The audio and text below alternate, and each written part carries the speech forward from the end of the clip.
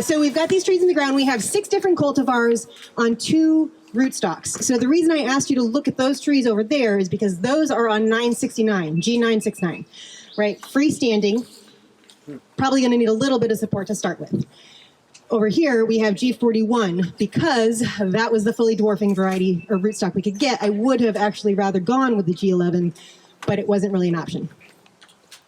We have, as I said, 6 varieties. We have Nihu, which is a French variety and is reported to be a strong bearer without the biennial problems, without the fire blight problems that many of those other French varieties have, while also having really good juice qualities. But we don't really know how it performs in Massachusetts, so we've got it in here.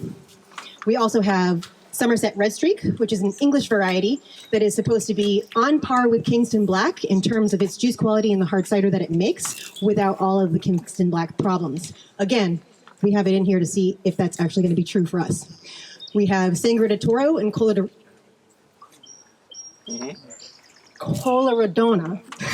It's been a while since I've said that one. It took a minute to get off the tongue.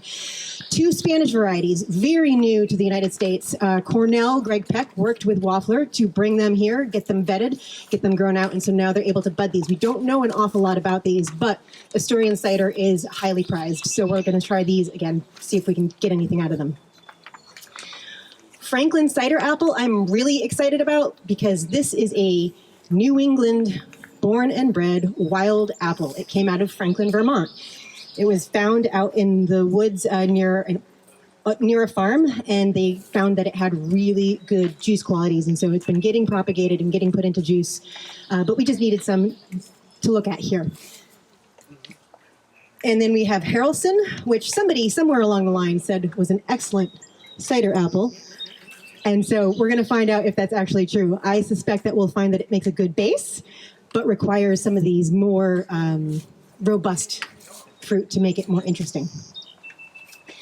One of the purposes of this block, though, not just to check these cider varieties, see how they grow, see what their growth habits are, is to overlay IPM strategies onto this block and to be able to test them and to be able to show you how they work in a high density and in a standard planting. So these are at about 3 feet, give or take between some of them, and the others are at about 8 feet apart. As you can see, we've got cedar posts in here. One of the things that we want to be able to do, if it turns out to be viable, is to transition to organic. So you'll note, as I say that we have indeed actually used herbicide to knock down the weeds here in this row. We will eventually be mulching, and we're going to put that on at 4 to 6 inches to try and suppress the actual weed growth. One challenge that does tend to come from that is some very tenacious perennial weeds can grow through. So we do have some reservations about whether or not we'll be able to go fully organic in this block.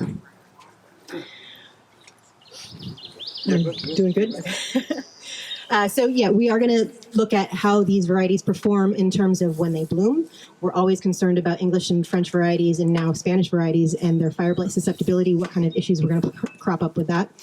We're going to be working with stink bug trap cropping, which is some of the work that Jaime and his students have been doing, and that's using the ghost trap plus buckwheat and sunflower to draw them in away from the crop and to treat them with this ghost trap, which of course you know is the permethrin treated net. We're going to be using grafted trees. Again, they were grafted, but they're growing in a different place. They're going to be transplanted. So the trees have been grafted. We're growing them out in another location, and once they are ready to be transplanted, they'll be brought in here. Obviously, we don't have any fruit here right now, so there's not a whole lot of comparisons we can draw just yet. What is there anything else, Jaime? No? Okay. I think that's all I've got for you. Does anybody have any questions?